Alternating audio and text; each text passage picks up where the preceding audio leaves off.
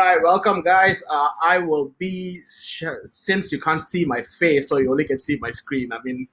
I think Facebook's setting is such that yeah, you either only see my face or you see my screen per live video. So I actually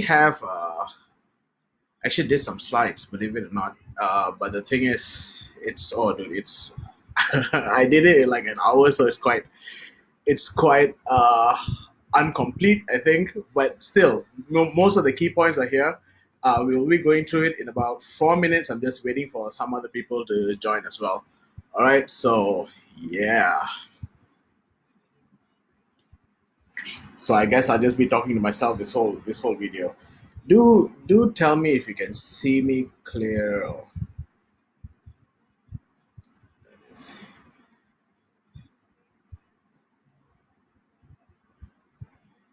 No, stay on the page.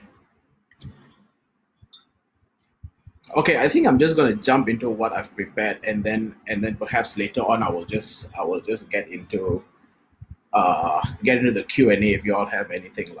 So basically the topic for today is sailing through MCO and how do we actually sail through it well financially, right? How do we sail through MCO financially? Now, when I was thinking about this, I was thinking of the best topic to actually, or rather the best word to choose for this. I initially started with surviving, but I thought surviving is too hard because I think some people might just go through it well. So why sailing?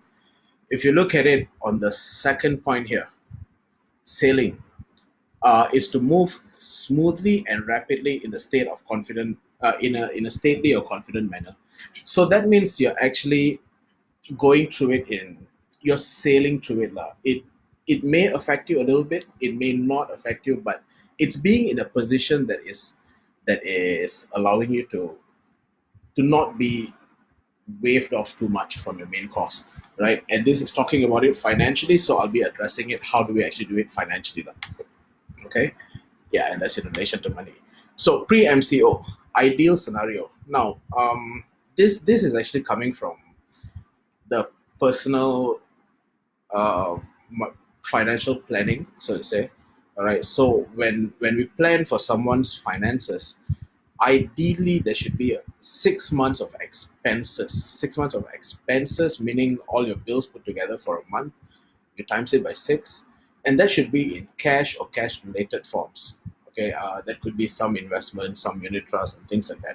But ideally, it should be in liquid form, in cash form, right? Something that you can withdraw easily.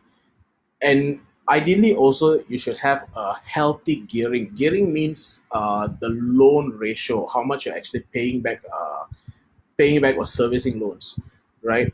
And you want to have a ideal ratio, meaning 50% of what you take home should maximum should actually go for loans to pay off personal loan, credit card loan, housing loan, 50%.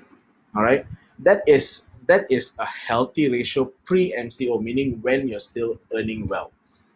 Okay, next one, multiple sources of income. Now this is also another ideal thing. Um, this actually is like, this is to say, right? We shouldn't always rely on one source of income all the time. We should always go into multiple sources of income. So what could that mean is always like a side business, having something to do on the side that will actually earn you money and have the potential to earn you as much as what you're actually earning currently. So it gives you options. That's the ideal scenario here. Okay, but let's look at the reality during MCO. The reality is there's massive pay cuts. There is massive loss of income. So I've clients and friends who've actually had 50% up to 75% of their income cut. All right. I'm sure some of you guys watching also would have actually been affected by this. So there's loss of income. There's loss of opportunities also. There's definitely unemployment, right? Uh, and that's my next. Okay. Uh, yeah, there was no image there. Sorry. Okay, so now the next one is Malaysians. The reality is Malaysians, by and large, don't really have sufficient savings. I found this article. Malaysians are facing high debt with low savings. If you look at it, it's on September 2nd, 2016. Honestly, 3 years, 4 years wouldn't really change much in this kind of scenario, right? So Malaysians are facing high debt with low savings, and this I'll let you read it. I just let you read it for a while.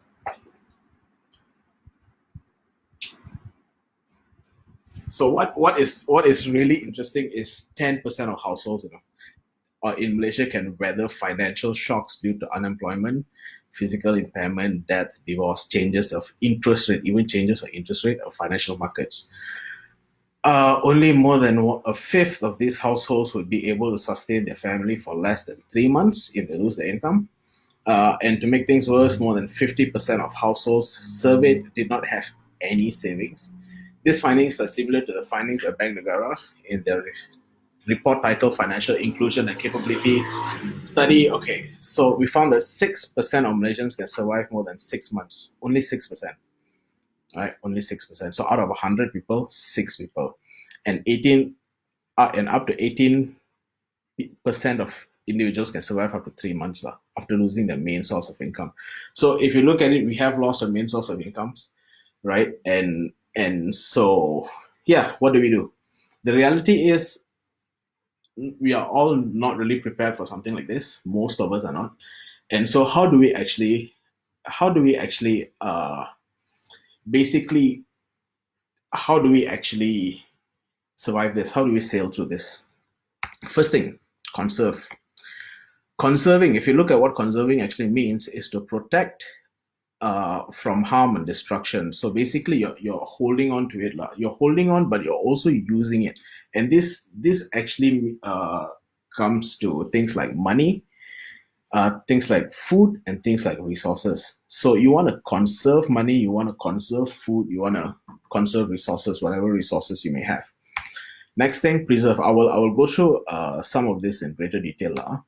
Preserve is to ensure that it just does not change, so it does not spoil. So if you think of preserving, like in this case, these jars and all that, when you preserve food, you keep it. And what are the things you want to really not change much? You want to preserve as is. You want to preserve your assets. You want to preserve, say for example, you have a property, or say for example, you have some investments. You want to preserve those things. You want to put them in an environment that is probably not so shocking, not so volatile. What I mean is, and also, if you have loans on them, you want to make sure that you kind of pay for them.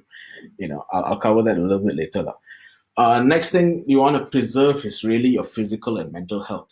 And what do I mean by that? Physical and mental health, if you see, right? Sorry about that. Physical and mental health.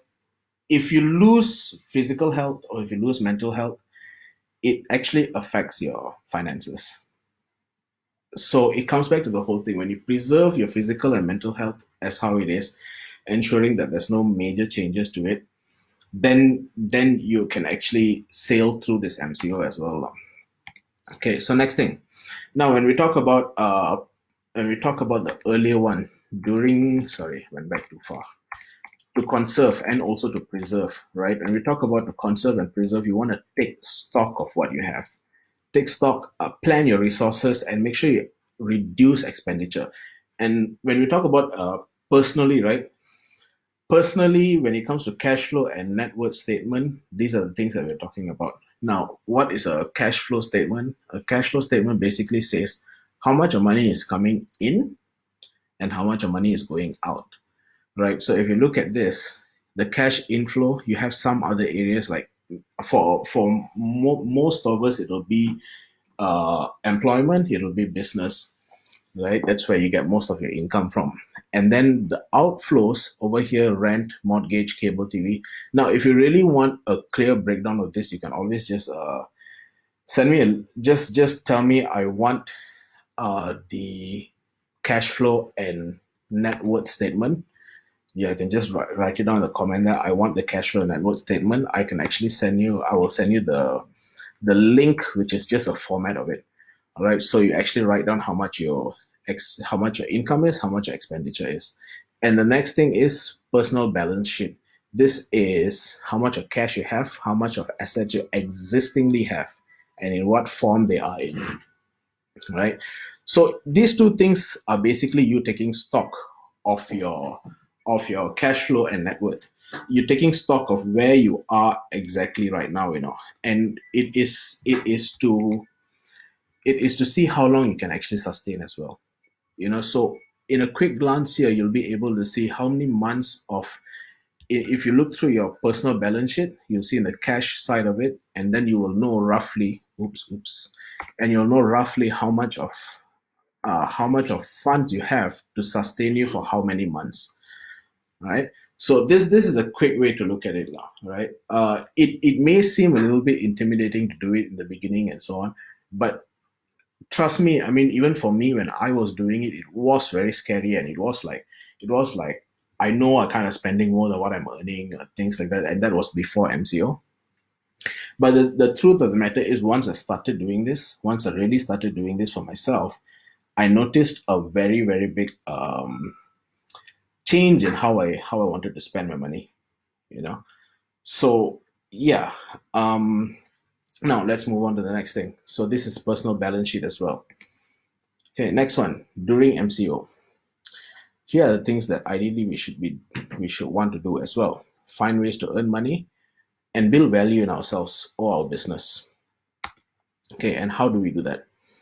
First thing, finding ways to earn money. Sell off unnecessary things. Yeah, so I I want to sell off a few things as well. Although you may not get the cash immediately because of the MCO. It's hard to get a buyer or whatnot. At least when you put it in the market, you can recover some portions of it later on as well, right? Seek employment and opportunities. Constantly seek employment and opportunities. I will talk a little bit more a little later on how or what are the opportunities I'm talking about. Next one is start a business or stay in business. Okay, I will also talk about that. Now, first thing, start a business or stay in business. Let me just, if you don't mind, oops, let me just come out of the screen first because I can't see my viewers, or if there is any viewers, it'd be kind of bad shape if I'm just talking to myself. Uh let's see if I can multitask. Okay, so anyways, start a business or stay in business. Here are some of the things that you can do actually. That there are some industries that are still hiring. So if you're really cash strapped, these are some areas to actually consider. Okay, the first one, delivery and logistics. So these are your Grabs, your Pandas, your you have bees here, right? Okay, and product delivery. That is that kangaroo thing, I think. Okay, so next one, be an essential worker. Now, I don't mean nurses. I don't mean doctors. I mean things like even grocery shop workers are considered essential workers. So even right now, there are people actually hiring. So Giant most likely will be hiring, and a few others. I mean, most of the retails will also hire. Okay. Next one, selling baked goods for the festivities. So coming up. And so since Raya is coming up, it'll be a good idea to consider actually selling some baked goods. Considering some of cookies, bread, anything that is in demand in the market. Right. Next one, do online surveys. Now this could be a little bit of a scam. If you ask me honestly, the one thing that I would really consider for me, right, is selling baked goods for the festivities or for even the medium to long term. And one of the things why is I think food is always in demand, and even right now when there is festivities, or even when there is like I think food is constantly in demand, even things like bread.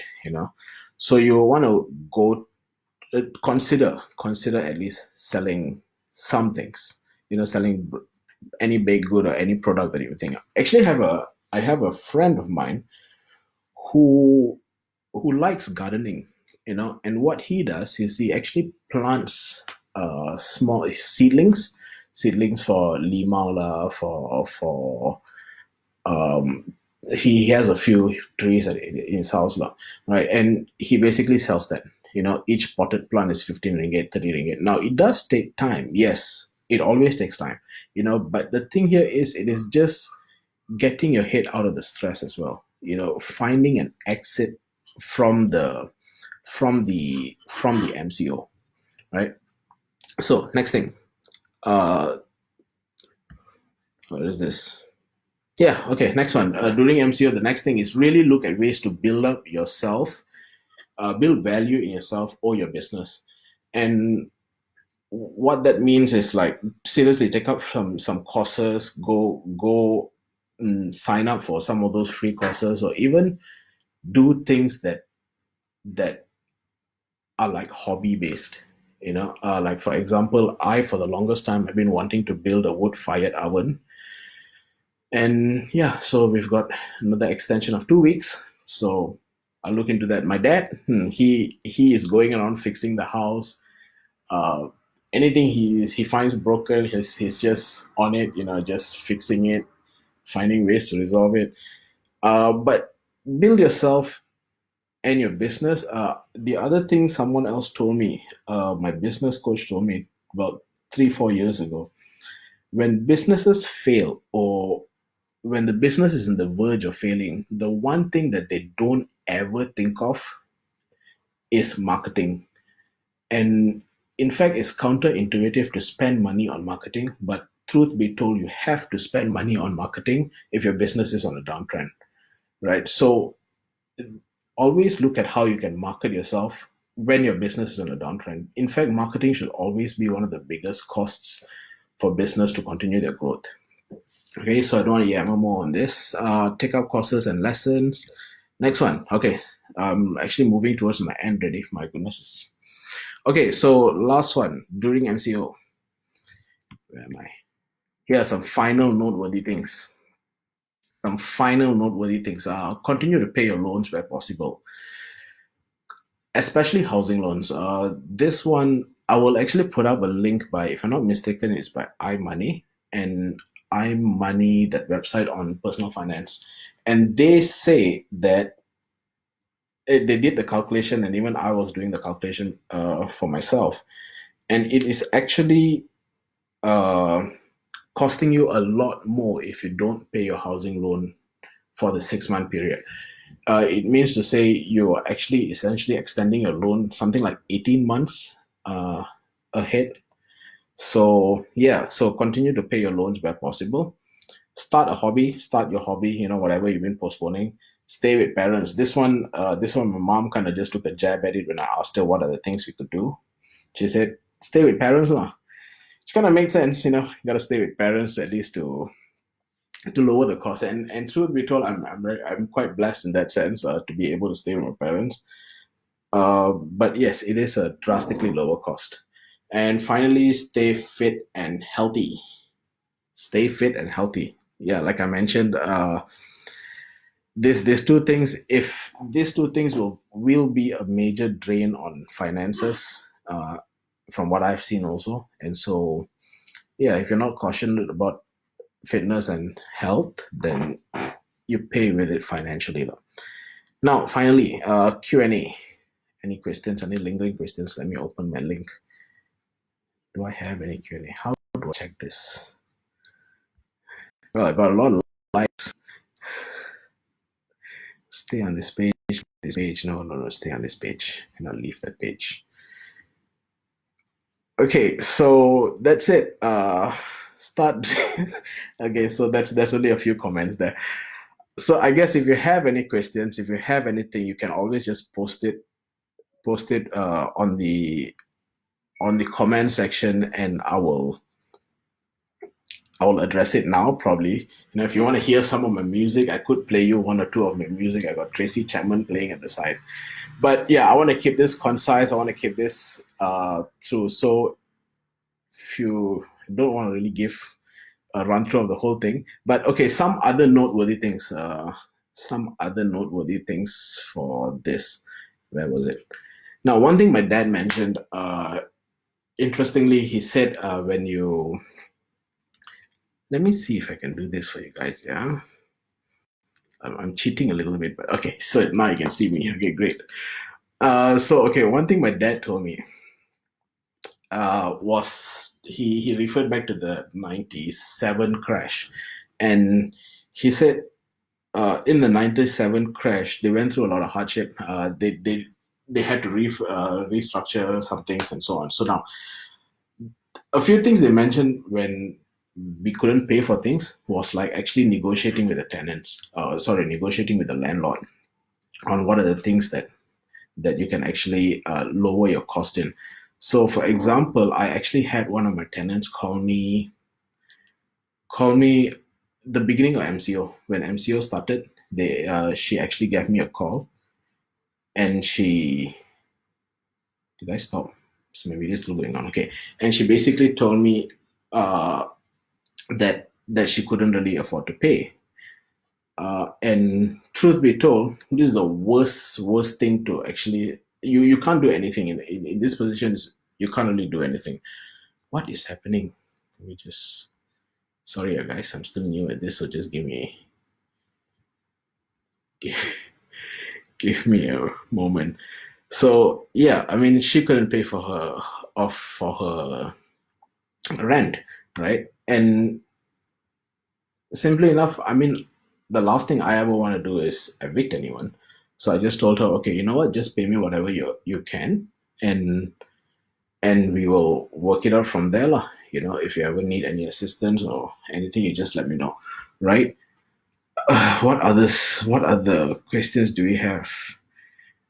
Okay, I think that's all. I mean, I'm in the midst of ending my video already, and then we have some other people who joined in. But yeah, so this is a pretty quick video. If you have any questions, you can always just post it at the section wherever you see the section. And if you want any other topics, personal finance related, so you can let me know as well. I will post it on my next videos. Right. So stay safe, enjoy. Selamat puasa, and also thank you very much for all the essential workers that are out there working. Peace out, everybody. Cheers.